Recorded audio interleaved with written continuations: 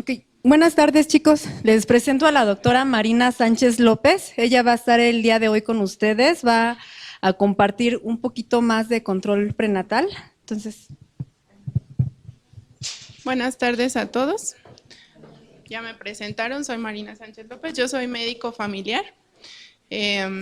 Tomé hace como 4 años este curso.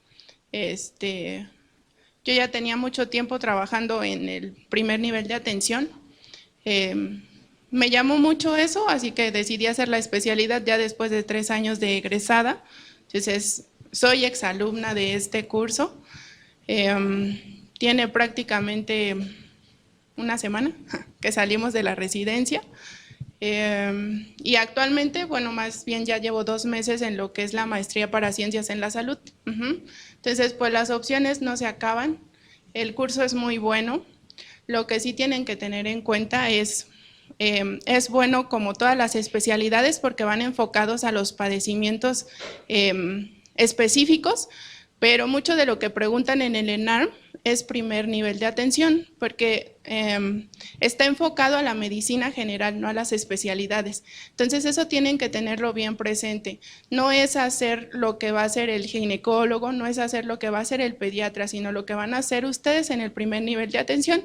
De ahí la importancia de que ahora retomemos un poquito esa parte de ver el primer nivel de atención. ¿Bien? Entonces, la presentación la vamos a empezar, que es control prenatal, que es uno de los temas súper importantes, siempre vienen en el ENAR, porque como ustedes saben, la mujer embarazada es como de las cosas más valiosas ahorita en todo el Sistema Nacional de Salud. Entonces, control prenatal siempre va a venir.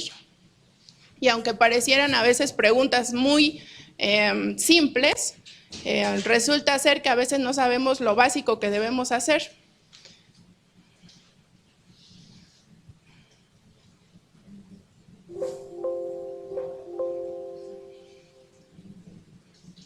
No avanzamos. Licenciada Marla.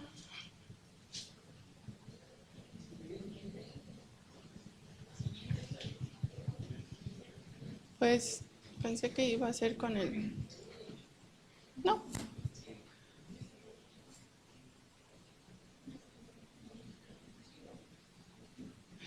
Entonces, dentro del control prenatal, no sé si ya lo vieron como clase en ginecología. ¿Ya lo vieron? Ah, bueno, entonces pues vamos a poder contestar súper rápido, porque como es como un pequeño taller, pues entonces lleva varios casos clínicos, ¿sale? Entonces los objetivos, pues en realidad del control prenatal son esos, son acciones y procedimientos sistemáticos o periódicos destinados a la prevención, diagnóstico y tratamiento de los factores que pueden condicionar la morbilidad y mortalidad materna. ¿Esto por qué es importante? En realidad no es para que limitemos el ejercer del médico, sino es para normar las cosas y para disminuir el riesgo. Eso no implica que cada persona o cada médico tenga su decisión sobre un caso específico, porque recordemos que no son como patologías, sino son enfermos, pero siempre debe de haber una base y esa es la base que van a revisar si a alguna embarazada le llegara a pasar algo, que por lo menos las cosas básicas estén hechas, ¿sale? Y lo que dice la norma es que son criterios para atender y vigilar a la mujer durante el embarazo, parto, puerperio y atención del recién nacido. Es muy importante que en control prenatal, a diferencia de otros temas que sí podemos buscar, no sé, por decir en hipertensión, el JNS8 o de la diabetes helada o de las de SEGO, aquí es muy importante que sean básicamente la norma, que es la 007, y la guía de práctica clínica. Y dentro del control prenatal no solo es la del control prenatal como tal, sino está la del enfoque de riesgo, está la de las vacunas en las embarazadas y está la de infecciones de vías urinarias en las embarazadas. ¿Bien? Entonces, ¿alguien que me ayude a leer el caso clínico? De aquí cerquita.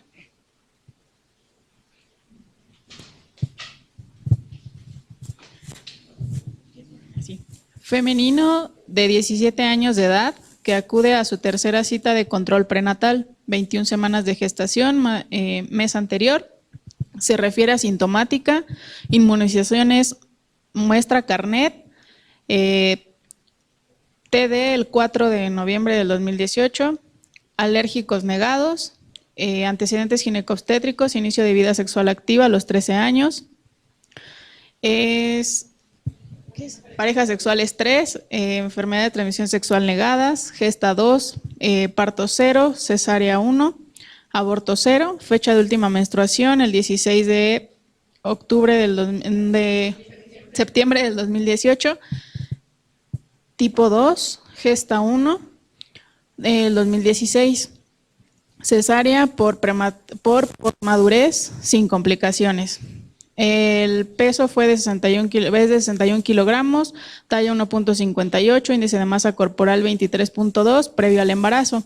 Una tensión arterial de 110/70, frecuencia cardíaca de 72, orientada, consciente, palidez, una cruz, tórax, glándulas mamarias simétricas, no secretantes, no masas palpables, pezón cilíndrico formado, abdomen globoso, a expensas de útero gestante, con feto único vivo, con actitud libremente escogida, con fondo uterino de 28 centímetros, de sínfisis del pubis, frecuencia cardíaca fetal, 145 latidos por minuto con doptone, no actividad uterina, extremidades inferiores sin edema, llenado capilar inmediato, ROTS 2 de 4 cruces. El 28 de febrero del 19, una glucosa de 96 miligramos sobre decilitro, un BUN de 4, urea de 8.56, creatinina de 0.60, ácido úrico de 2.2, colesterol total de 251, triglicéridos de 179, leucocitos 7600, hemoglobina 10.3, hematocrito de 35% y plaquetas de 289,000. Aquí durante los casos clínicos en el ENARM hay unos casos clínicos que son muy largos y que a veces no preguntan nada de lo que nosotros de primera intención podríamos pensar que van a preguntar, que ya vimos como importante y que no se refleja en ninguna pregunta. Hay casos clínicos muy pequeños y hay casos clínicos un poquito más extensos. Digamos que es intermedio. Entonces, de aquí de este caso clínico, las cosas que tenemos que ver así como importantes, o a ti de ahorita, de lo que tú leíste, ¿qué te llamó la atención? O sea, que dijeras, antes de ver el caso clínico, esto lo voy a hacer con la finalidad de que ustedes tienen que hacer casos clínicos. Entonces, de tratar de hacerlos enfocados al ENARM. O sea, tú ya tienes ese caso clínico, ya lo armaste, o ya lo leíste, o ya lo bajaste de algún lugar. ¿Qué crees que te podrían preguntar de ahí? O sea, ¿qué te llamó la atención de lo que leíste que te pudieran preguntar?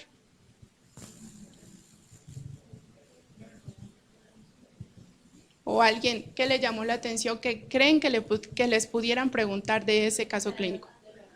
¿La qué? La edad materna sí es un punto importante porque se considera todavía un embarazo adolescente. La hemoglobina, ese es otro punto importante. ¿Mande? El IMC es otro punto importante porque nos podrían preguntar quizá el peso que va a ganar, ¿no? Y eso es algo importante de saber precisamente.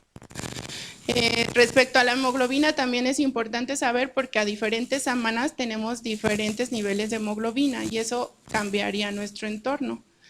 Y aquí la cosa importante también es considerar que tuvo 21 semanas el mes anterior, está acudiendo a esta consulta, entonces no nos vamos a guiar en las 21, en realidad ahorita tendría 25, Entonces, a partir de eso, es lo que vamos a tomar en cuenta. Si es una embarazada, pues nos importa así como de rápido, así de flash, pues ver la presión arterial, ¿no? Esa es otra cosa importante. Y de las otras cosas importantes que debemos ver, pues es el fondo uterino. Si tiene 25 semanas, pues más o menos hay que ver si ese fondo uterino corresponde. Entonces, ya de ahí nos imaginamos un panorama. No sabemos qué nos van a preguntar todavía. Es más o menos como ver las cosas importantes sin detenernos mucho tiempo porque no lo tenemos. Entonces, esa es una pregunta. Dice, de acuerdo al control prenatal y semanas de gestación, que ya analizamos que era algo importante, ¿cuál es la conducta más adecuada de seguir? alguien que me pudiera decir de esas. Recuerden que en el ENARM, la otra cosa que tienen que tomar en cuenta para armar su caso clínico es que todas las opciones pueden ser posibles. O sea, si cualquiera de las 4, pues pudiera ser por sus semanas de gestación. Pero ¿cuál de ellas sería más adecuado hacer o cuál tendría más valor realizar por las semanas en las que se encuentra? ¿Mande? Curva de tolerancia a la glucosa. ¿Por qué? Por las semanas que tiene. ¿Es importante hacerle el ultrasonido? Sí, sí es importante hacerlo. ¿Es importante determinar la proteinuria? Sí, pero eso lo podemos hacer en cada control. ¿Es importante realizar prueba de bienestar fetal? Pues ahorita no, porque no hay nada que nos llame la atención. Sin embargo, si hubiera en el transcurso de la redacción del caso clínico algo que nos llamara la atención, pues sería importante. Entonces, de las cosas que debemos tener presentes, pues es lo que ya nos dijo la compañera, ¿no? Se ha demostrado la necesidad de realizar el tamiz de la curva de tolerancia de glucosa entre la 24 y la 28 semanas. ¿Cuánto tenía ella de glucosa? 96, exactamente. Entonces, pues con mayor razón hay que realizarla porque está fuera de las cifras que marca la guía, que es a partir del 92. Ajá. Aunque no tuviera ningún antecedente, aunque no le hubieran realizado antes, esa es otra cosa importante, no supongan nada, solo tienen lo que dice el caso clínico. No piensen, y si tenía, y si fue, y si ya se la habían hecho, no, solo es lo que tiene la redacción y no tienen más. Con eso que tienen es con lo que lo tienen que contestar. Entonces, esta, que es la consulta que corresponde de 24 a 28 semanas, que ya sabemos que deben de tener 5 semanas por lo menos aquí en México, lo ideal es que sea una por mes, ¿no? Pero obligatoriamente son 5, ¿no? Entonces, dentro de estas semanas, pues aquí nos está marcando que la curva de tolerancia es una de las cosas más importantes, porque esa se va a pasar el tiempo y no lo podemos hacer. Las otras 3 puede ser que la podamos hacer en la siguiente consulta, pero esa específicamente tiene que ser en esas semanas de gestación, ¿bien? Entonces, cuando hagan sus respuestas, también justifíquenlas, porque de esas mismas respuestas pueden irse grabando otras cosas, o sea, son como conexiones, ¿no? Ahí en ese estudio, bueno, en ese caso, en esa pregunta, pues pueden ver como las opciones, todas son posibles, pero pueden ver cuál es la más posible, pero de una vez se graban las otras, porque pueden preguntarles otra de esas mismas, ¿bien? Entonces, para complementar esa parte de lo que ya nos había comentado su compañera, ¿su nombre? Montserrat. Entonces, esta paciente tenía 96. Entonces, ya en los resúmenes, pues vamos a encontrar este resultado, ¿no? Entonces, en esa paciente, por sus semanas y además por su glucosa, pues le tenemos que solicitar. Siempre vamos a ver de acuerdo a los recursos en la unidad de salud. Para contestar en ENARM siempre vamos a contestar con lo más básico, no con lo más avanzado, sino con lo que tenemos de primera instancia, ¿sale? Entonces, generalmente las hemoglobinas glicosiladas ni siquiera se usan para las embarazadas. ¿Son una opción? Sí, pero generalmente no se tienen. Entonces, siempre nos vamos a ir a la opción más básica, a lo que tenemos acceso en el primer nivel de atención, ¿bien?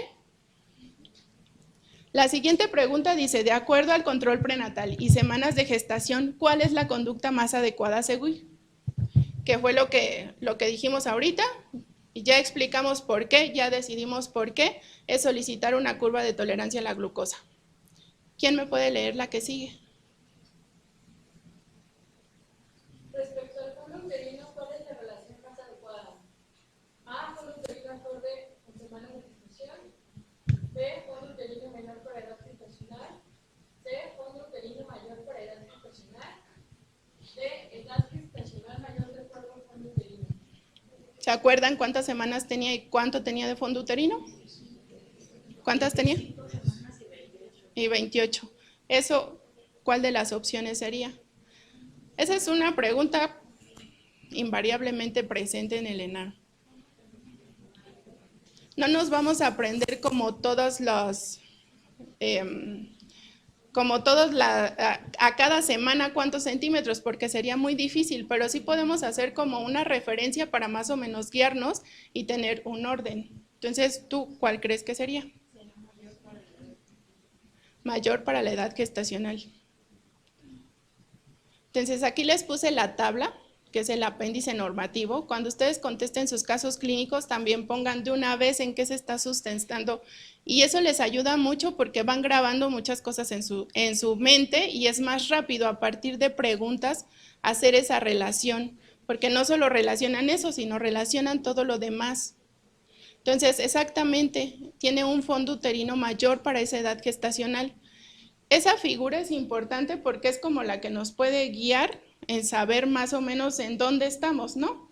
Ya sabemos que a la altura del ombligo, más bien a la altura de la cicatriz umbilical, más o menos a qué semanas corresponde.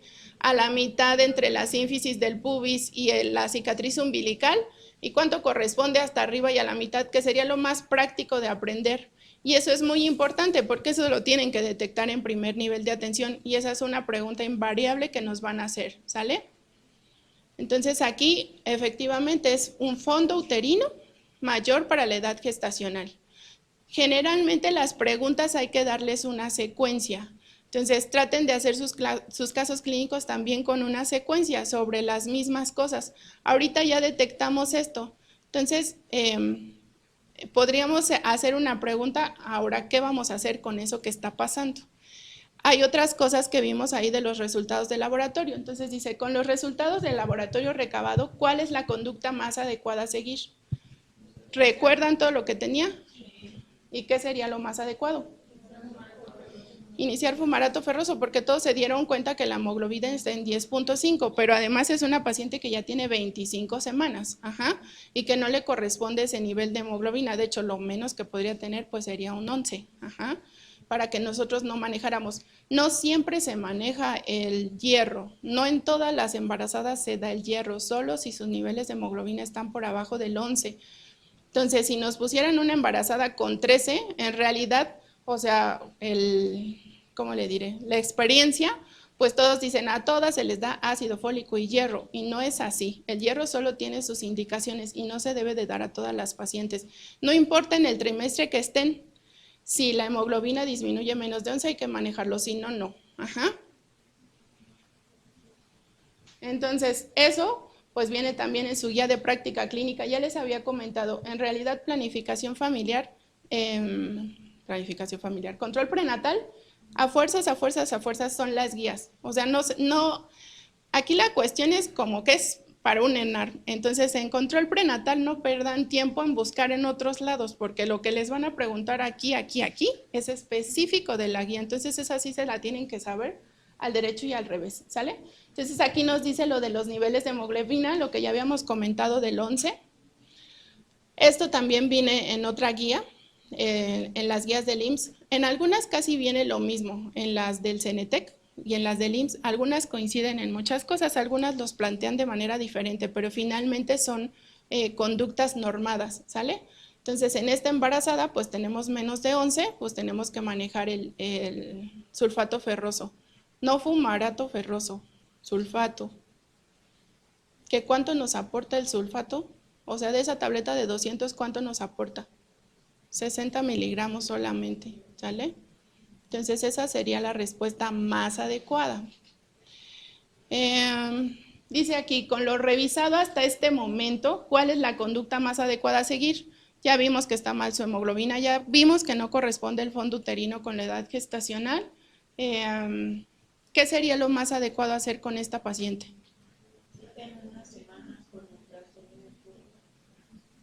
Y su curva de tolerancia a la glucosa. ¿Esa consideras que es la respuesta más adecuada? ¿Alguien más? ¿Tú por qué consideras que esa es la respuesta más adecuada? Porque el fondo uterino no concuerda con la edad gestacional.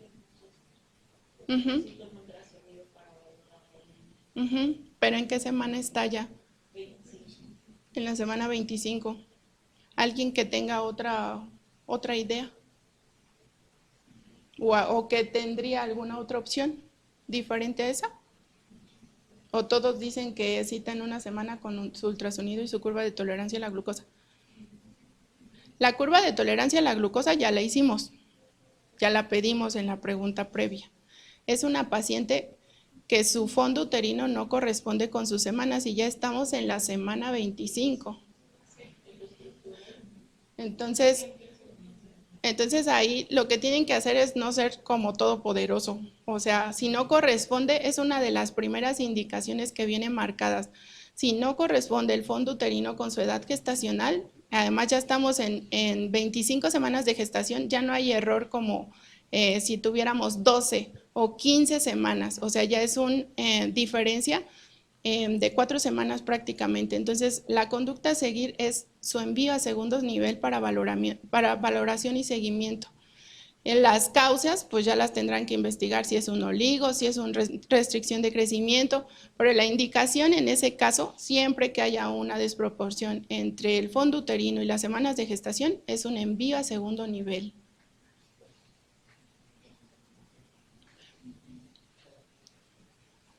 ¿Sale? Entonces esa es la respuesta más adecuada. ¿Te lo presento?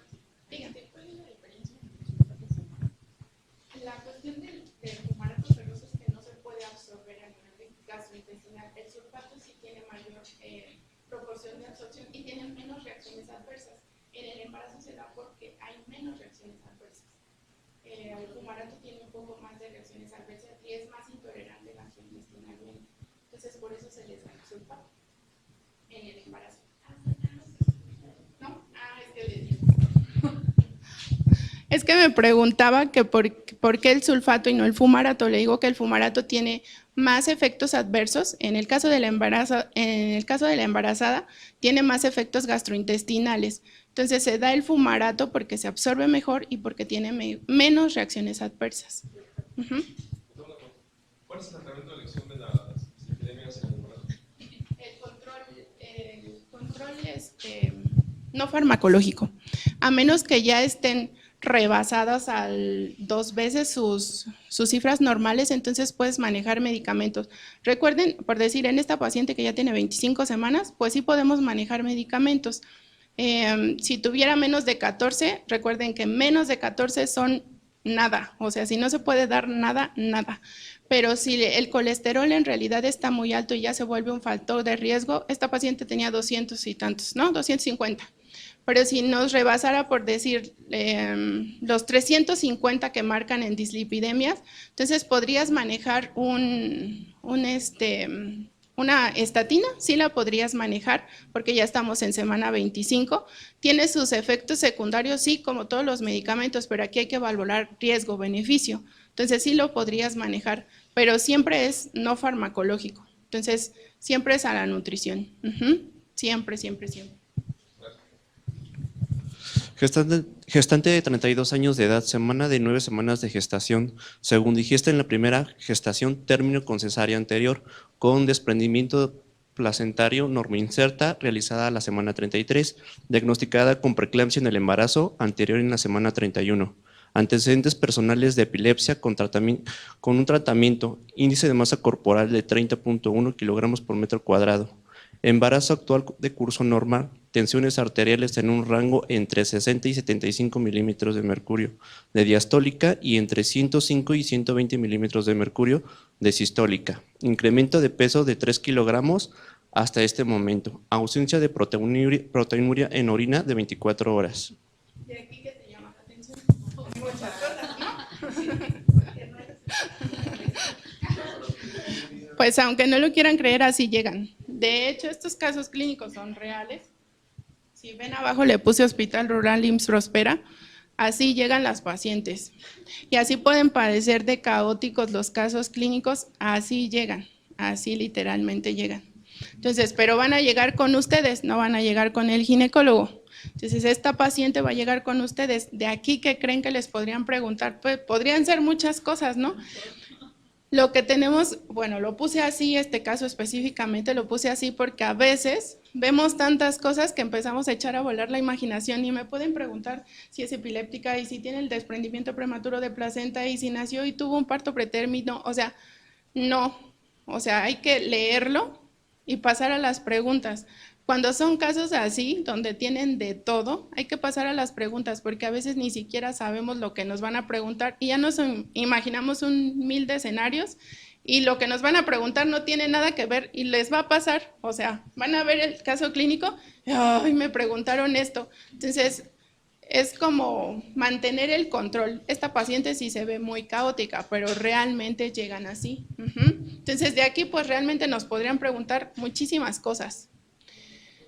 Entonces, dice aquí, ¿cuáles son las secciones más adecuadas a realizar para la siguiente consulta? A ustedes les llegó en esa consulta. ¿Qué le van a hacer? La van a ver ahorita, pero ¿qué le van a pedir para su siguiente cita?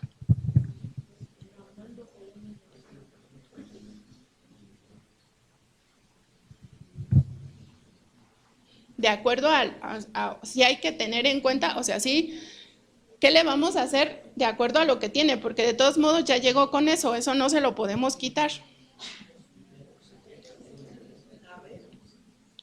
¿La ve?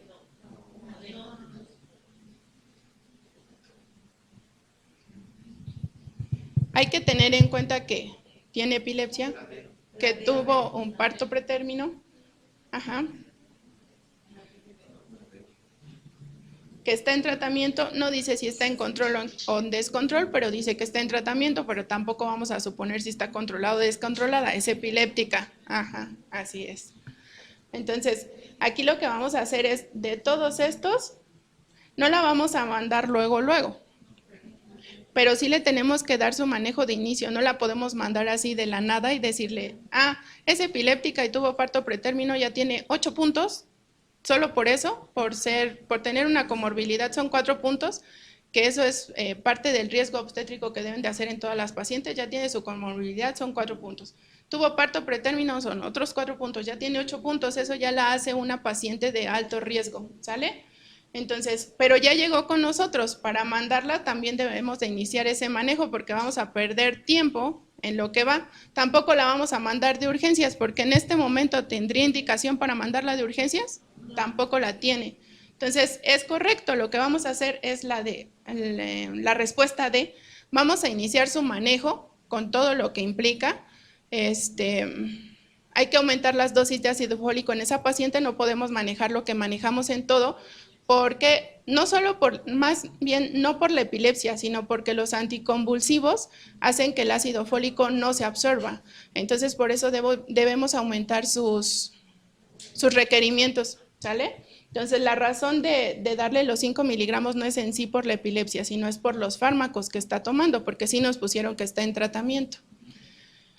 Y es una paciente que tiene epilepsia y en su actuar, pues sabemos que debemos aumentar la dosis de ácido fólico. Y finalmente, pues lo que tenemos que hacer es mandarla a segundo nivel porque tiene esa patología. Entonces, estos casos también los van a encontrar. Así, un panorama realmente feo y a lo mejor la pregunta que les van a hacer no es tan complicada. Entonces, a veces es bueno como leerlo y pasar a las preguntas antes de que se estresen, ¿sale? Eso es algo muy importante y eso es parte del control prenatal, ya se los debieron haber dicho en todas las consultas, los signos y datos de alarma son muy importantes. No se puede ir a una paciente sin que le den signos y datos de alarma. ¿Y por qué debe de acudir a urgencias? Tiene antecedentes esta paciente, acá está, lo del calcio, ¿sale? De preeclampsia. Entonces, por eso se le debe de dar también el calcio. Entonces, la vamos a mandar con su ácido bólico, con su calcio y su envío a segundo nivel. ¿Bien? Y es correcto. Así que sí tomaron bien su clase de control prenatal.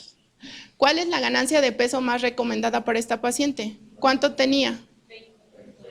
30 de índice de masa corporal. ¿Cuál sería su ganancia de peso? De 5 a 9. No, pues ya están hechos. ¿Qué podría recomendar a esta paciente para personalizar su riesgo de volver a padecer preeclampsia? O en esa misma consulta que ustedes la vieron, ¿qué le podrían recomendar a esa paciente?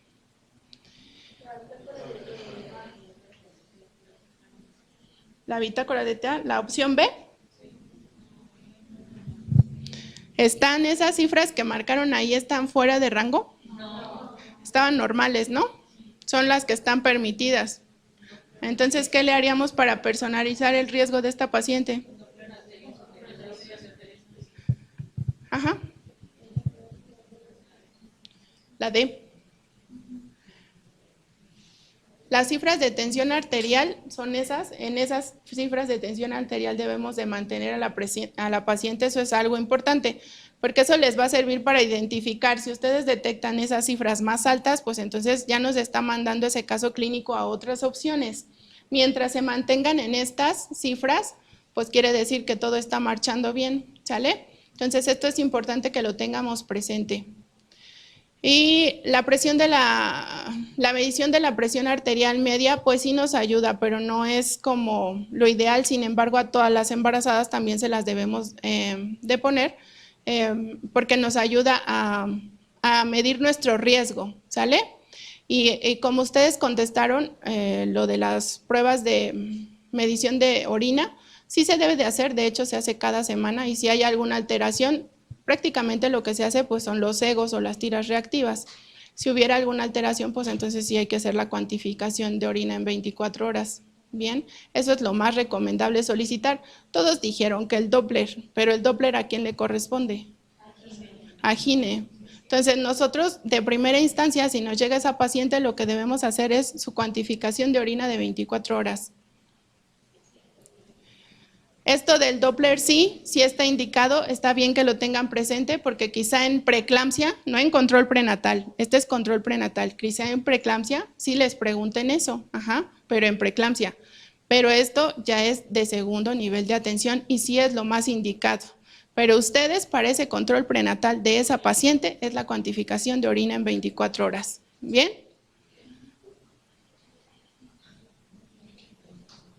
Ahora ese es un caso pequeñito, así es el otro extremo de los otros, ¿no?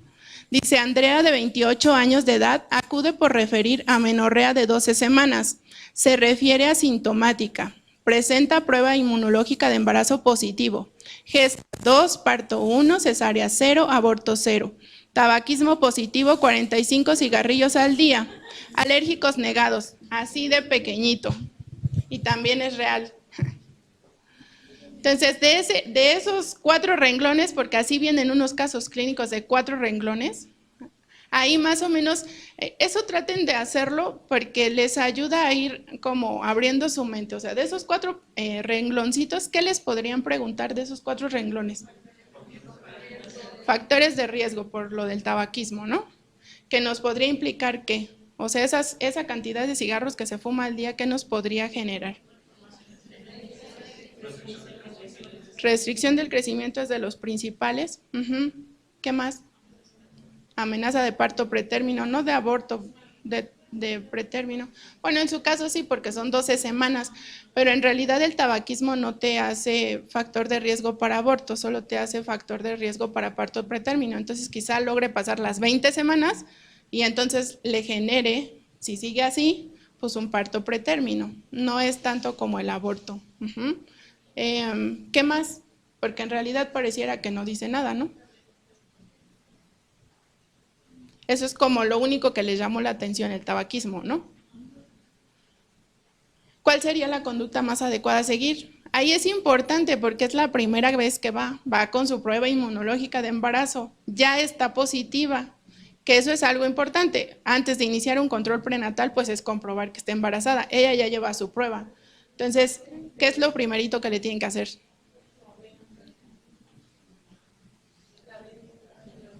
Unos dicen que la B y otros dicen que la A.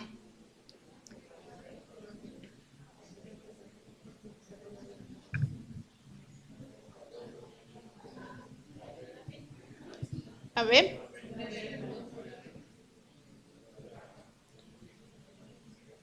Entonces, esta sería la semana que les corresponde. Este cuadro es como básico, que lo tengan así presente. Yo ahorita se los voy a presentar de otra manera, pero creo que la guía se puede resumir en ese cuadro de una manera muy didáctica. O sea, quizá podrían agregarle unas cosas ahí extras a ustedes, pero básicamente es eso lo que les van a preguntar, lo de esa tablita, ¿sale? Entonces, pues lo que le debemos de pedir siempre en la primer consulta, que lo ideal es que sea antes de la semana 10 o en la semana 10 como máximo, pero acuérdense que la primera consulta pueden ser a las 23, a las 25, a las 33 y de todos modos se considera como primera consulta. Entonces, lo que hacen en la primera consulta, no importa las semanas de gestación que se tengan, es lo que se tiene que hacer en la primera consulta. Eso es también importante, porque si les ponen una paciente de 30 semanas y dice primera consulta, de todos modos se hace lo de la primera consulta, aunque tenga 30 semanas. Y lo extra que se alcance a hacer, que esté indicado para esas semanas que ella tiene, ¿sale? Entonces, esto sería lo que nosotros deberíamos de pedir para esa paciente, que son las pruebas básicas.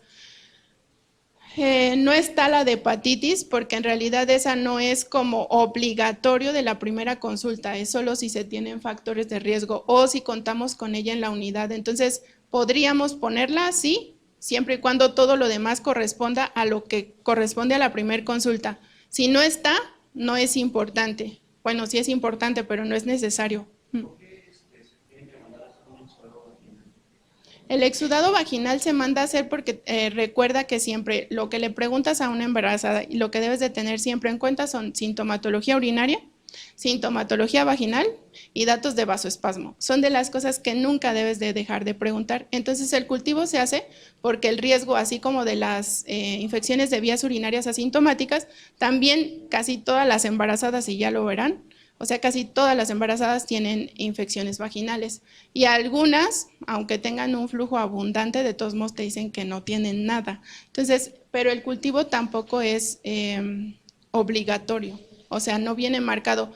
En la guía de práctica clínica sí te lo ponen, igual que el urocultivo. En la norma no son obligatorios, solo si hay factores de riesgo. Pero esa es la razón, porque lo que debes de checar más es eso. Debes de estar enfocado en vías urinarias, en infecciones vaginales y en datos de vasoespasmo. Son las cosas de alarma que siempre debes preguntar en cada consulta y que debes de tener en cuenta. Entonces, es correcta la B, ¿sale? Dice, ¿cuál sería la conducta más adecuada para tamizaje de bacteriuria asintomática en esta paciente? ¿Urocultivo? La mayoría contestó urocultivo, ¿eh? ¿Qué dice la pregunta? Dice tamizaje. Ustedes son primer nivel de atención, eso no lo olviden. Dice tamizaje. Entonces, ¿el tamizaje cuál sería? El ego. Ajá. Entonces, no. Ahí sí, así sí todos, no el urocultivo, no, pero dice tamizaje. Y con esa sola palabra ya pueden tener mal una pregunta. Entonces, yo creo que a veces es más importante leer las preguntas y regresar a ver el caso clínico que leer así detalladamente el caso clínico y después pasar a la pregunta, porque por pequeños detalles así, pues se pueden ir unas preguntas que son fáciles en realidad y a veces en las fáciles es en las que fallamos más. Entonces, pues ya está aquí, ¿no? Es un predictor de bacteriuria asintomática. La prueba con tira rápida no debe utilizarse para el tamizaje. Las pruebas las tenemos para la consulta. Se deben hacer sí porque nos orientan, pero no las podemos usar como un tamizaje. Y bueno, como bacteriuria asintomática, que por eso contestaron urocultivo, es porque tiene que estar el urocultivo con eso. Pero eso ya es una prueba confirmatoria, no es una prueba de tamizaje. ¿Bien?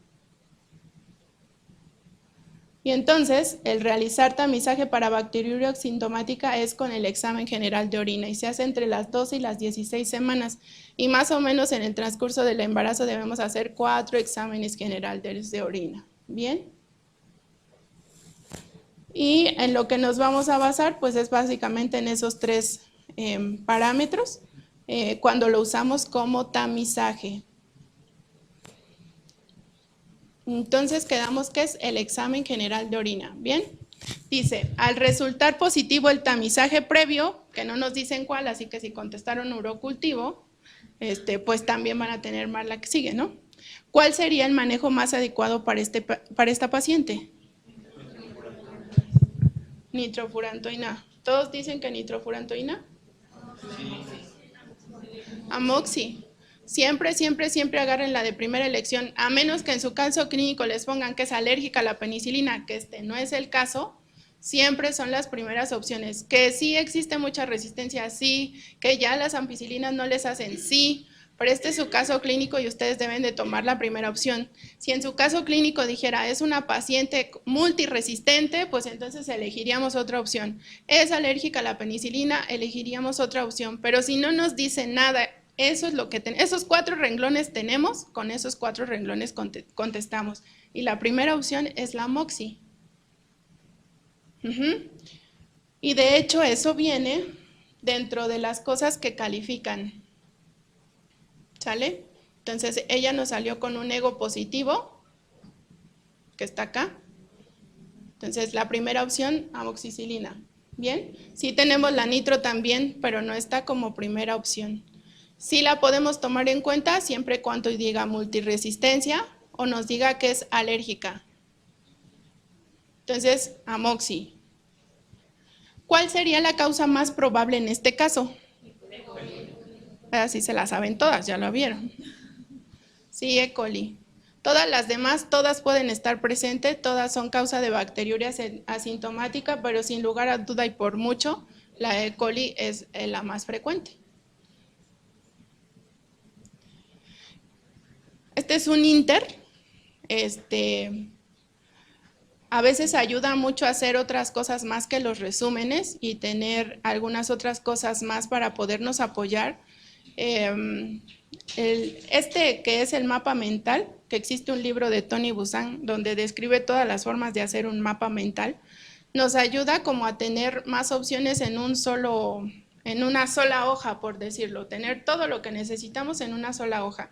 Porque es más fácil tenerlo en una sola hoja que estar leyendo toda la guía de práctica clínica, que son 144 páginas. O sea, es muchísimo. Entonces, este dibujo lo hice hace mucho tiempo, pero se los quise traer porque es el control prenatal. Entonces, cada quien tiene diferentes formas de guardar la información. Algunos somos auditivos, algunos somos visuales, algunos necesitamos de resúmenes, algunos no nos sirven los dibujitos, nos sirven las letras, pero cada quien se debe de adecuar. El mapa mental también lo pueden hacer con letras, pero lo ideal es que se haga con imágenes, y con imágenes que se les queden grabadas, ¿no? Entonces, por decir, no sé, aquí, ¿qué nos está diciendo? Abajo dice RH. Ay. Yo voy a ver acá, aquí. Es que no puedo ver allá y marcar aquí. Pero eso es el grupo, ¿no? Es un grupo musical. Entonces, esta ramita es de la primera consulta, ¿sale? Esta rama es de la primera consulta. Y en la primera consulta nunca nos debe de fallar el grupo IRH. Tenemos que hacer los laboratorios que ya vimos ahorita en la paciente de primera vez, todo lo que debemos de tomar. Y sí debemos de tomar pues, su pH y su glucosa, que son de las cosas más importantes. ¿Esto qué nos quisiera decir?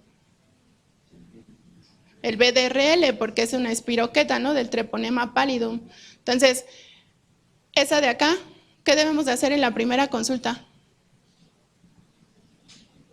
¿Qué parece? Es una bola mágica. La regla de Nagel, porque desde la primera consulta debemos calcular las semanas de gestación. A veces también preguntan en el ENARM, o sea, te dan tu fecha de última regla y cuáles son su fecha probable de parto. Y es como una bola mágica, pues porque predices a 9 meses, ¿no? ¿Cuándo van a ser el bebé? Esto sería lo de la hepatitis y del VIH, eso también lo tenemos que hacer. Y pues es un ego, ¿no? Que está marcando ahí todo lo que vamos a hacer, un frasquito de orina. En la primer consulta también debemos de hacer el primer ultrasonido. Y la medida que se toma en el primer ultrasonido que se hace es cefalocaudal, por eso puse un cráneo y una cola de caballo, porque es a través del parámetro que nos vamos a guiar. Lo más importante de este ultrasonido es pues, hacer el cálculo de las semanas de gestación. El peso de la paciente es básico que se haga, porque en base a eso vamos a saber cuánto va a ir ganando, entonces es importante. Y este signo de interrogación, ¿qué podría ser? ¿Qué nos falta de la primera consulta? Factores de riesgo y la historia clínica. Entonces hay que interrogar todo eso, todo lo que implica factores de riesgo y historia clínica, ¿sale? Estas serían todas las consultas que deberían de tomarse. Cada ramita es una consulta. Sin embargo, las que tienen la palomita son las 5 consultas que son obligatorias. Podríamos hacer todas las demás, pero las que tienen palomita son las consultas obligatorias. Y lo que comentábamos en el caso previo, pues en esta consulta, que es la de las 28 semanas de gestación, lo más importante es la glucosa, por eso está hasta acá, ¿sale? ¿Qué debemos observar en las proteínas? En las proteínas, ya les dije, en el examen general de orina, pues las proteínas, ¿no? Ahí le puse unas carnes, una pierna de pollo. Lo que hay que ver en el general de orina es las proteínas, es lo que más nos interesa del examen general de orina. Sin lugar a dudas, las bacterias sí, pero puede ser contaminación, pero de lo que más debemos de estar pendientes es de las proteínas. En todas las consultas está el abdomen, porque en todas las consultas debemos de medir el fondo uterino. En todas las consultas está lo de la presión arterial. Aquí, todas tienen presión arterial.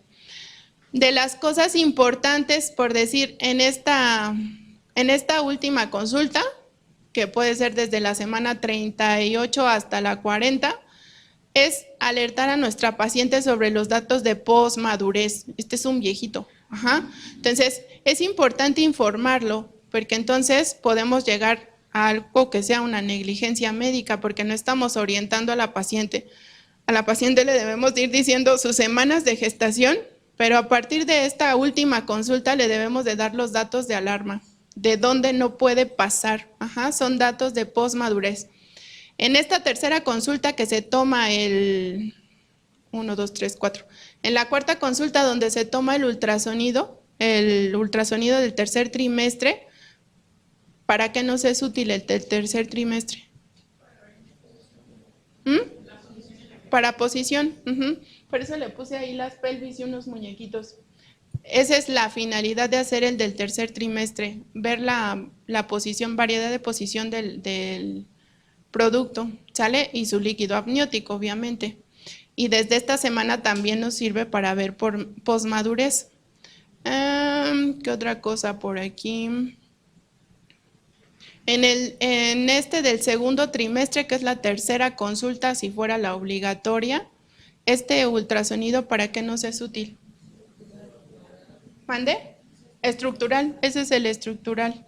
Y ese es el que nos sirve para ver las anomalías. ¿Bien? Entonces, esto es lo de la primera consulta, grábenselo muy bien. Y algo que se nos olvidó ahí son las vacunas, que ahorita lo vamos a ver más adelante, no sé si lo vieron en control prenatal. Solo voy a poner un caso clínico de las vacunas porque es muy importante y eso también lo preguntan, ¿sale? Y en la segunda consulta, les había yo puesto aquí la revisión de todos los laboratorios. Todo lo que piden, pues todo lo tienen que revisar, ¿no? No se va a pedir y no se va a leer, hay que pedirlo y revisarlo. Entonces, pues ya ustedes diseñen sus mecanismos para poder aprender o para que se les graben las cosas más rápido y así en una mirada, no revisar toda la guía de práctica clínica, sino en una mirada tener la mayor parte de las cosas. Y lo que les decía hace rato de los datos de alarma, esos sí son muy importantes y eso sí hay que saberlos todos. ¿Bien? Este es el cuadro que les decía de las semanas de gestación. En realidad está muy resumido y lo pueden agarrar como de base y nada más agregarle las cosas que hacen falta, que en realidad son muy pocas. ¿Sale? Dice, paciente de 24 años con 35 semanas de gestación acude a control prenatal a la consulta externa por referir contracciones uterinas en número de 2 al día de intensidad 2 de 10, de 3 días de evolución, tabaquismo positivo, 15 al día. A la exploración el cuello está borrado en un 10% y dehiscente. En la monitorización cardiotocográfica no se registra una contracción.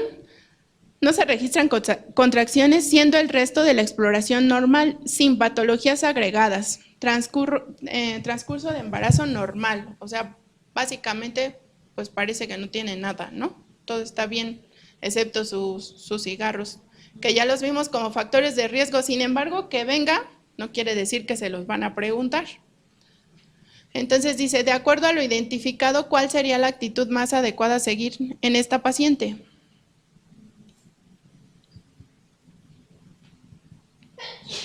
Salud.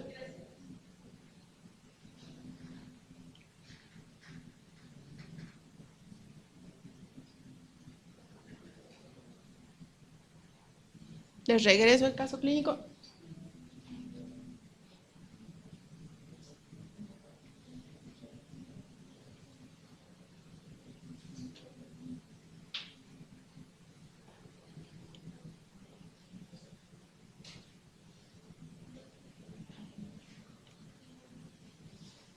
¿Qué sería lo más adecuado ahí? ¿La B? Dejar evolucionar, proteinuria en tira reactiva, el ultrasonido y cita en 2 semanas. ¿Por? ¿Quién contestó? ¿Por qué sería la B?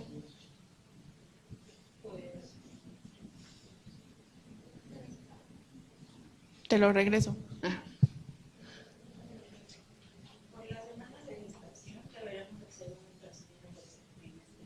Ujú. Ujú. Ujú. Y pues el cuello que esté borrado un 10% y que esté decente, en realidad es normal por las mismas semanas. Así es. Puede que tenga contracciones de tipo braquitis y estamos nada más dándole seguimiento ya porque se acerca su Ujú. ¿A partir de qué semana ya la puedes ver cada semana?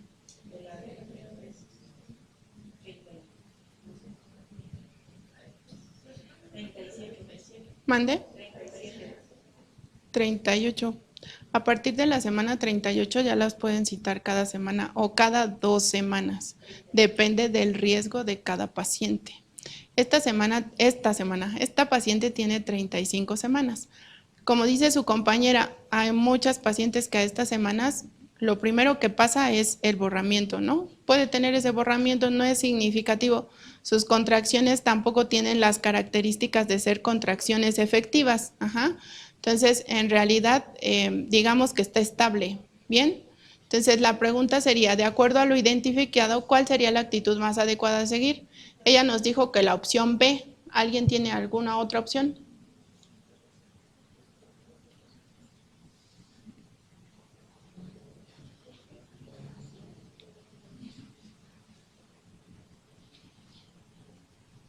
¿Usaríamos maduradores con corticoides? No, porque ya no aplica en esta paciente. Entonces esa opción pues con eso la descartamos, ¿sale? ¿La enviaríamos a un servicio de urgencias porque ya tiene contracciones, ya tiene dilatación y ya tiene borramiento? No, porque no es significativo, entonces esa también la descartamos, ¿sale? Y la citaríamos en una semana, ¿con qué finalidad? O sea, solo la dejaríamos evolucionar, le haríamos su proteinuria entera reactiva, pero no hay necesidad de citarla en una semana porque no corresponde a ese caso, ¿sale? Entonces, de aquí sí tenemos que determinar su proteína en orina y sí tenemos que mandar a hacer su ultrasonido porque es en la semana que le toca. Y la dilatación y el borramiento no es la razón para pedirle un ultrasonido. La razón es que es las semanas para ver y no tenemos ese antecedente, entonces hay que solicitarlo. Entonces, dejar evolucionar su proteína en tira reactiva, que esa la debemos de hacer de hecho en cada consulta, y su ultrasonido. Entonces sí la citaríamos en 2 semanas. ¿Bien? Dice, se realiza la determinación de proteinuria en tira reactiva. Ahora sí usamos aquí la tira reactiva porque está en la consulta. Entonces, como ya llegó con nosotros, pues le hacemos su tira reactiva a la paciente durante la consulta y reporta una cruz. ¿Cuál sería la interpretación más adecuada de esa crucecita? De 30 a 100. Todas las preguntas las está contestando ella. ¿Tú para qué vas? ¿Mm? ¿Para cirugía? Vas bien. Porque además para cirugía no les gusta mucho la ginecología, ¿no? Son de 30 a 100. Esas cruces en verdad las preguntan, entonces sí, ese cuadrito también traten de grabárselo, de a cuánto corresponde cada una. Pero no solo eso, sino qué nos traduce cada cosa, ¿no? Entonces, una proteinuria significativa son más de 300 miligramos de proteínas en la recolección de 24 horas. Esta no la vamos a pedir siempre, solo la vamos a pedir si tenemos factores de riesgo.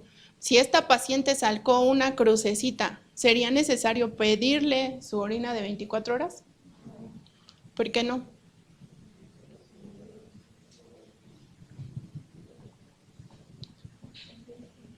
¿Por qué no se la pediríamos? O sea, ya se la hicimos en el consultorio y nos dio una crucecita. ¿Sería necesario pedirle su proteína y volverla a ver, su proteína en orina de 24 horas? Hay sus condiciones, ¿no? En trazas, pues no tenemos ningún problema, pero a partir de una cruz, entonces sí es alerta, si no nos serviría de nada hacerle las tiras reactivas. Pero para eso debemos clasificar a nuestras pacientes en pacientes de riesgo bajo y pacientes de riesgo moderado. Esta paciente, ¿qué riesgo tendría? Con eso que nos dieron, nada más. Tiene un riesgo bajo, entonces solo se la vamos a repetir en 24 horas. No es necesario hacerle su proteína de 24 horas, ¿sale? A menos que tuviera un riesgo moderado o que ya tuviera 2 crucecitas ahí sin lugar a duda, la mandamos a hacer. Si además de tener sus 2 crucecitas nosotros encontráramos una presión elevada, aunque fuera la primera vez, pues entonces tendría otra indicación y ya la mandaríamos a urgencias, ¿no? Entonces son de 30 a 100. Dice, posterior a estar en sedestación por 10 minutos, porque ya la tuvimos sentada ahí durante la consulta, se toma la presión arterial, porque ya le hicimos su tira y nos dio una crucecita, con baumanómetro de mercurio y registra 140/80, sin datos de vasoespasmo, o sea, sé que está sintomática. ¿Cuál sería la conducta más adecuada a seguir? 140/80, ¿eh? ¿Qué sería lo más adecuado hacer con esta paciente?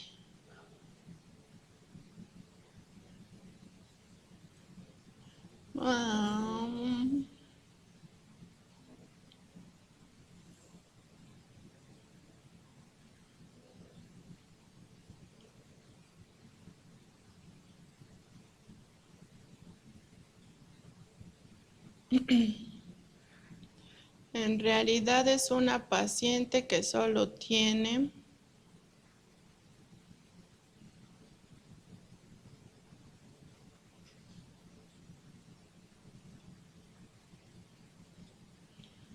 sus 35 semanas de gestación. Ya quedamos que solo tenía un borramiento del 10 y dehiscente un dedo, que le hicieron una prueba de bienestar, pero todo salió bien, no presentó contracciones durante esa prueba, no tiene ningún antecedente y su embarazo en realidad había sido normal. Digamos que esta es la primera vez que tiene un 140/80, porque dicen, no sabemos las cifras, pero nos dicen que todo estaba normal, ¿no? Entonces, ¿qué sería lo más adecuado hacer con esta paciente? Si tuvo un 140/80, tenía una tirita que le hicimos en el mismo consultorio.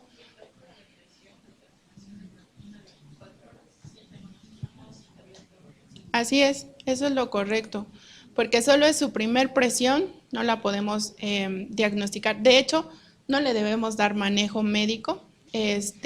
La otra cosa que nos dicen es, si tiene la presión alta, ya sacó su tira, si tuviera datos de vasoespasmo o esa presión estuviera arriba de 140/90, hay que hacerle su perfil toxémico antes de hacerle cualquier otra cosa, porque también podemos enmascarar cuadros.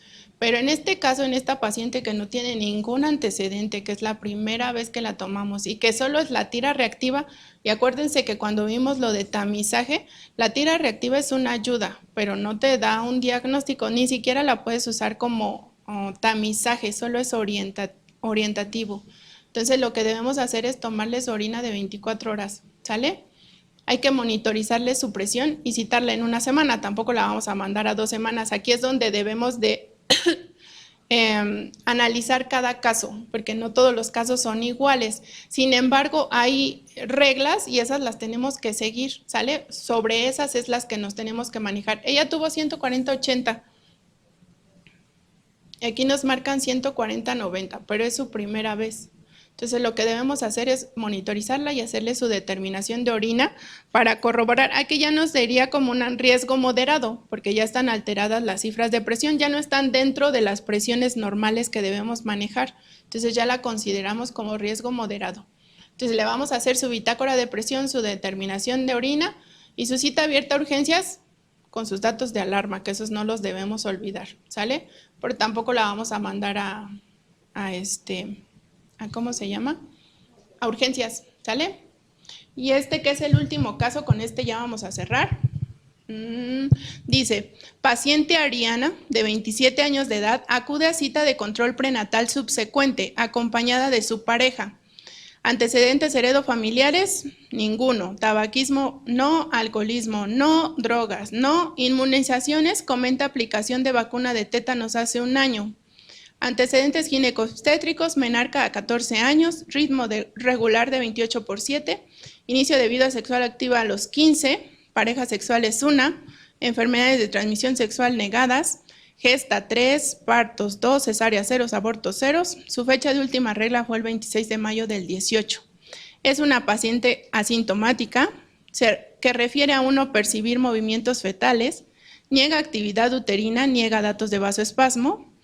A la exploración abdomen con útero gestante con fondo uterino de 19 centímetros con frecuencia cardíaca de 138, no actividad uterina, extremidades inferiores íntegras simétricas con fuerza conservada, los ROT normales, no se le hizo tacto vaginal y sus laboratorios reportan una glucosa de 82, un BUN de 7, una urea de 14, una creatinina de 0.48 y unos leucocitos de 6.700.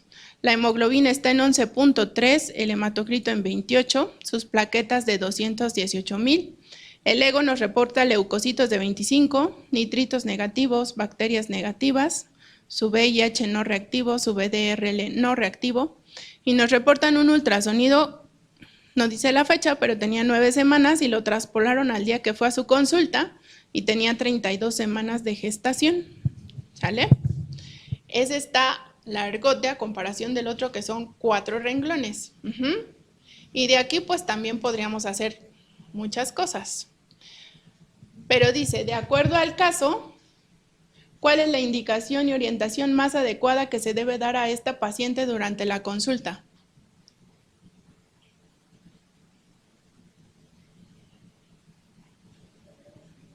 Que tal vez eso nadie lo vio.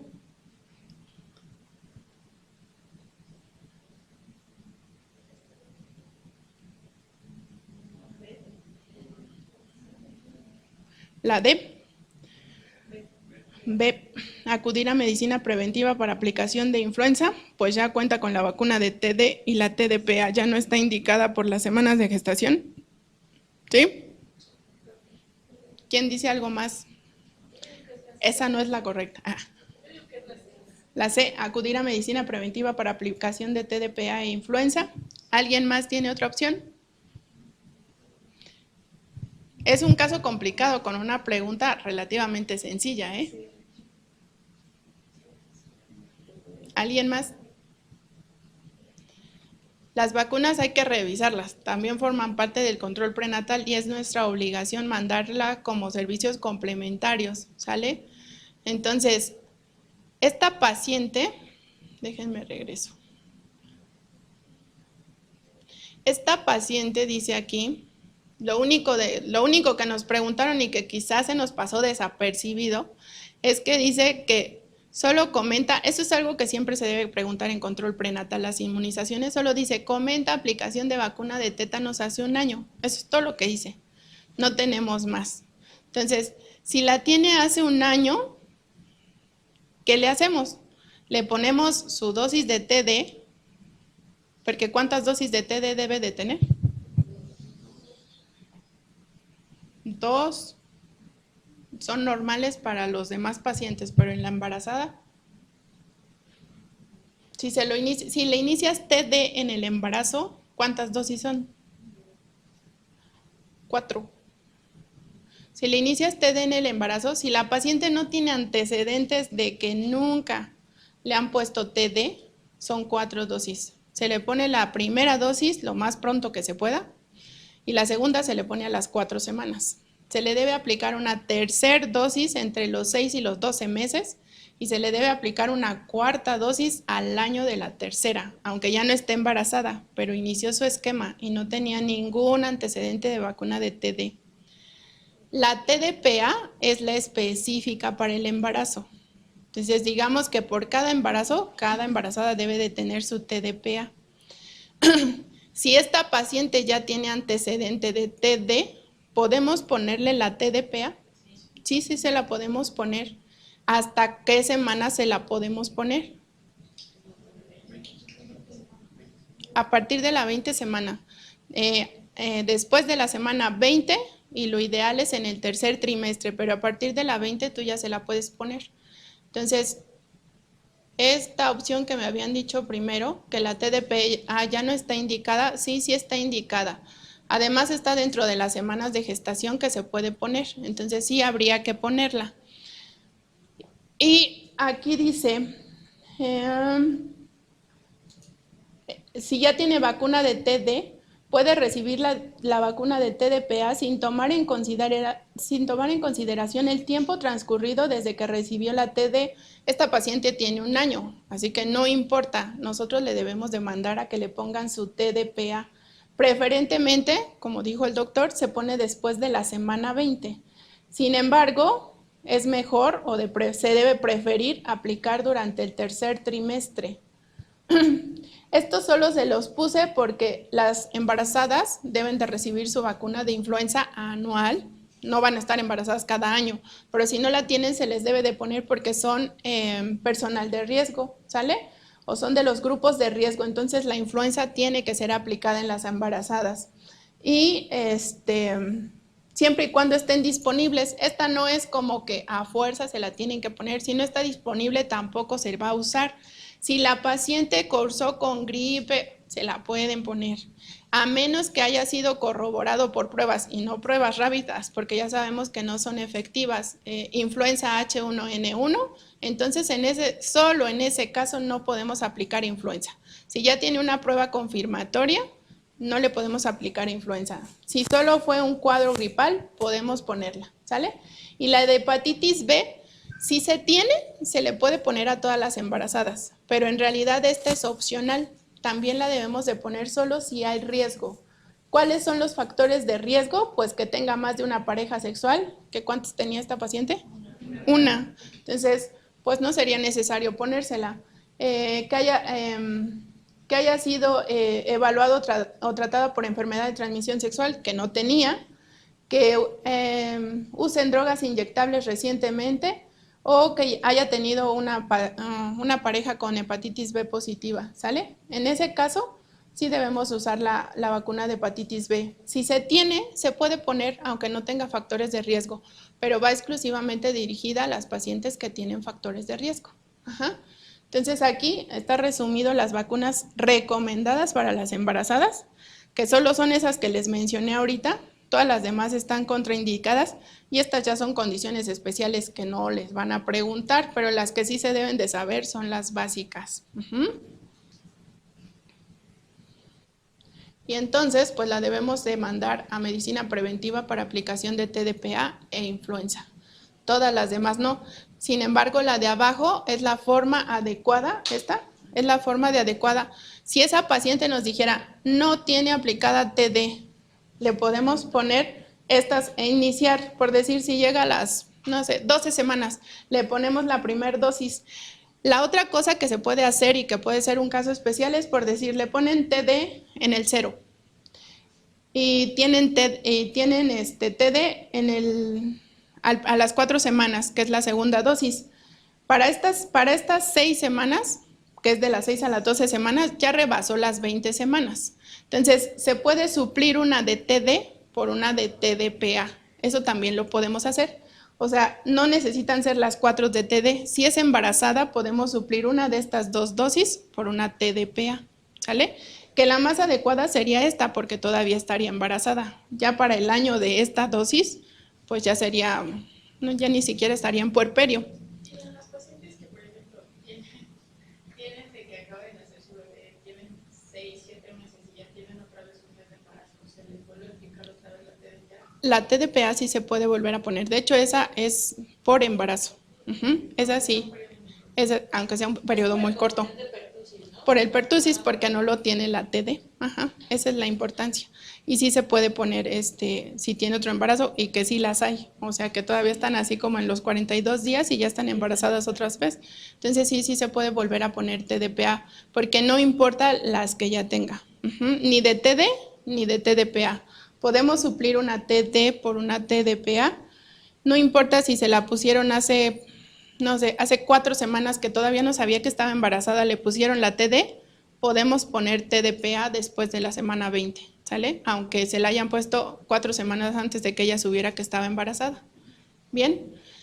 Y pues básicamente es eso. Traten de hacer sus casos clínicos así, de que las mismas preguntas les vayan ayudando a resolver otras dudas y de que cuando ustedes respondan su duda, resuelvan no solo su opción que van a elegir como la más adecuada, sino que les ayude a resolver las otras que no son las adecuadas. Y pues esa es básicamente la forma de contestar el ENARM. Hay casos grandes, hay casos pequeños, hay cosas que nos ponen muy catastróficas y a veces no nos preguntan nada de eso. Y de lo que nos preguntan que es básico, que es primer nivel de atención, lo pasamos desapercibido porque nos vamos hacia lo más complicado y a veces es ahí donde perdemos puntos. Yo, que estudié medicina familiar, la estudié porque en realidad me gusta mucho esa parte. La hice en la UMF 28, que a nivel nacional es considerada como la mejor. Tiene sus bemoles, pero es muy buena. Es muy buena la clínica. Entonces, pues yo les deseo el mejor de los éxitos. Todavía nos vamos a ver un poquito más adelante, pero más o menos va a ser la forma en que llevemos los talleres, más con casos clínicos. Sí veremos un poco de la teoría y iremos retomando algunas cosas, pero eso es como para ir reforzando. Pero básicamente es para que vayamos viendo la estructura de las preguntas, porque eso es lo más importante. ¿Cómo es la estructura de las preguntas? No paniquearnos ante un caso muy largo, y no pensar que de un caso tan chiquito no nos pueden preguntar nada, porque te pueden decir, y le hicieron, y entonces ya te lo complicaron. Entonces hay que ver todos esos panoramas. Pero sin lugar a dudas, no hagan menos primer nivel de atención, porque el examen está dirigido para médicos generales, no para especialistas, ¿sale? ¿Es mejor saber más? Sí, pero es bueno no perder lo que nosotros podemos hacer, ¿sale? Eso sería todo. Muchas gracias. Gracias.